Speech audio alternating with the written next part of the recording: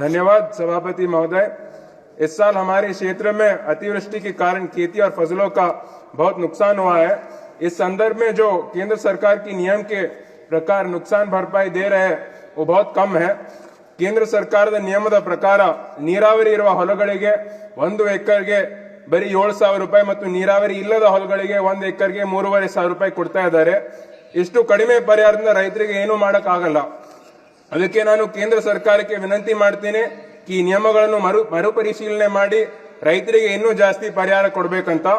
ಅದರ ಜೊತೆ ನಮ್ಮ ರಾಜ್ಯ ಸರ್ಕಾರ ಒಂದು ಸ್ಪೆಷಲ್ ಪ್ಯಾಕೇಜ್ ಅನೌನ್ಸ್ ಮಾಡಿ ಹೆಚ್ಚುವರಿಯಾಗಿ ಪರಿಹಾರ ಕೊಡ್ತಾ ಇದ್ದಾರೆ। ಅದಕ್ಕೆ ನಾನು ಕೇಂದ್ರ ಸರ್ಕಾರಕ್ಕೂ ವಿನಂತಿ ಮಾಡ್ತೀನಿ ಕೇಂದ್ರ ಸರ್ಕಾರನು ಕೂಡ ಒಂದು ಸ್ಪೆಷಲ್ ಪ್ಯಾಕೇಜ್ ಅನೌನ್ಸ್ ಮಾಡಿ ರೈತರಿಗೆ ಹೆಚ್ಚುವರಿಯಾಗಿ ಪರಿಹಾರ ಕೊಡಬೇಕು।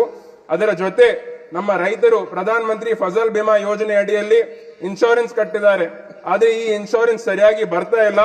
ಅದಕ್ಕೆ ಕೇಂದ್ರ ಸರ್ಕಾರ ಇದನ್ನು ಪರಿಶೀಲಿಸಿ ಸರಿಯಾದ ಇನ್ಶೂರೆನ್ಸ್ ನಮ್ಮ ರೈತರ ಖಾತೆಗೆ ಸರಿಯಾದ ಸಮಯಕ್ಕೆ ಕೊಡಬೇಕೆಂದು ನಾನು ವಿನಂತಿ ಮಾಡ್ತೀನಿ। ಧನ್ಯವಾದ।